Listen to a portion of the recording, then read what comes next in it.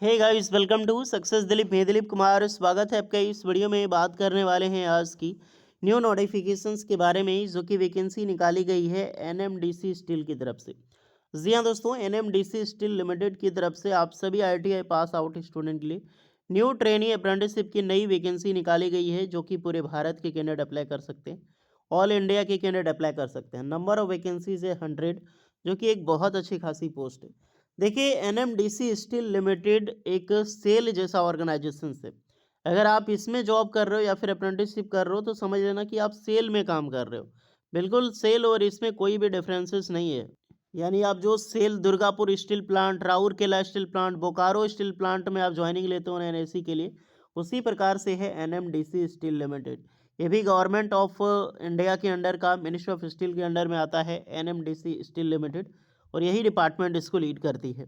तो चलिए, यहीं से वैकेंसी निकाली गई है। जितने भी कैंडिडेट एलिजिबल है, इंटरेस्टेड है, ज़रूर अप्लाई कीजिएगा। चलिए डिटेल नोटिफिकेशन वाइज डिस्कस करते हैं, कौन कौन से ट्रेड के लिए कितनी पोस्ट पर वैकेंसीज रिलीज़ की गई है, फॉर्म कैसे भरनी है, आफ्टर एनएससी क्या होने वाला है, सारी चीज़ें हम इस वीडियो में डिस्कस करेंगे।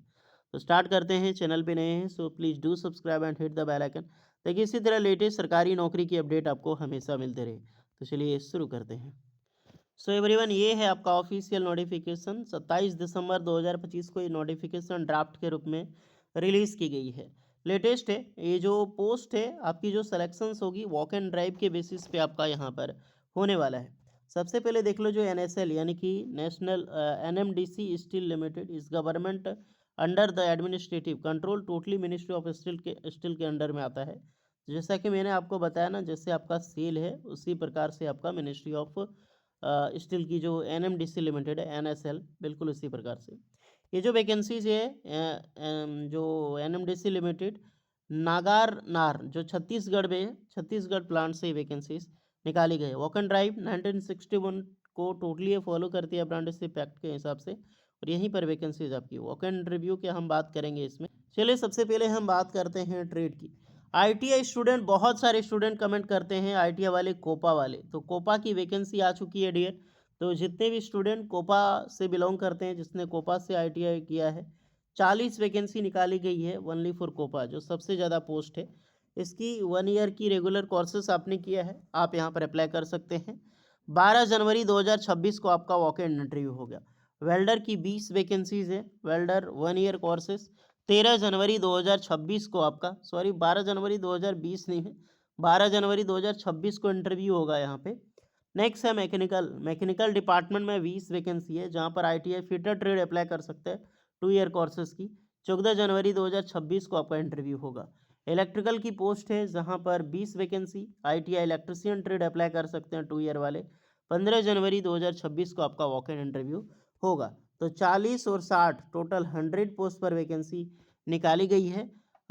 एचआरडी वेन्यू रखा जाएगा, तो HRD centre NMDC steel limited का स्टूडियो यानी कि मेन अपार्टमेंट आपको विजिट करना है। डिस्ट्रिक्ट बस्तर, छत्तीसगढ़ में पड़ता है। तो ये मेन जिनका हेडक्वार्टर है एनएमडीसी लिमिटेड का, यही कंपनीज में ही डायरेक्टली आपका इंटरव्यू लिया जाएगा। तो डायरेक्टली यहाँ पे डिपार्टमेंट ही विजिट करना होगा।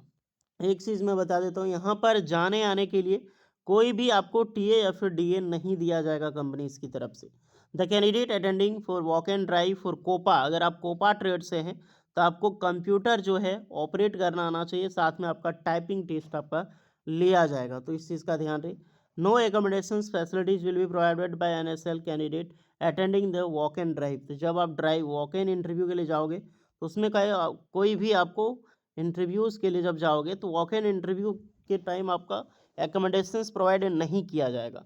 ओके, 1 डे का ही रिक्वायर्ड है, एक दिन का कॉस्ट आप लेके उसके हिसाब से आप यहाँ पर चल सकते हो। Candidate will selected based the screen test, selected candidate to be paid stipend as per DGT guidelines. The selected ST SC OBC will apprenticeship 1992 as per quota fixed the government.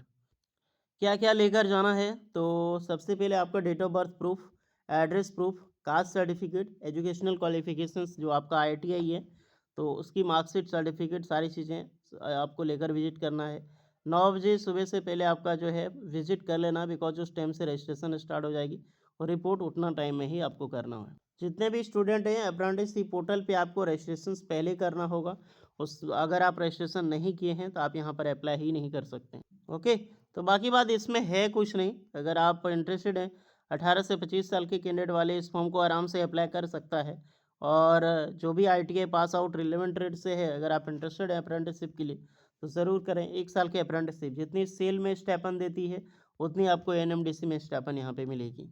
और जब सेल से vacancy निकलती है ना, यानी कि जब भी सेल से वैकेंसी आएगी, जैसे बोकारो स्टील प्लांट से हर बार वैकेंसी निकलती है, ITI वालों के लिए अलग से वैकेंसी निकलती है technician ACTT only for NAC के लिए। जो अप्रेंटिसशिप किया है स्टील प्लांट में गवर्नमेंट का, वही अप्लाई कर सकता है। डेजिग्नेटेड स्टील प्लांट से अप्रेंटिसशिप होना चाहिए, तो इस वहाँ पे आप एलिजिबल हो जाओगे ये परमानेंट सरकारी नौकरी के लिए।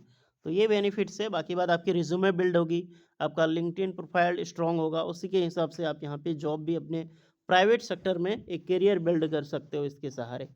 बाकी बात बहुत सारी फैसिलिटीज़ है, आप जाइए अप्लाई कीजिए अगर आप इंटरेस्टेड हैं जॉब करने के लिए। कोई डाउट है तो कमेंट कीजिएगा, सारा लिंक आपको डिस्क्रिप्शन में मिल जाएगा। मिलता है नेक्स्ट वीडियो में, तब तक के लिए जय हिंद।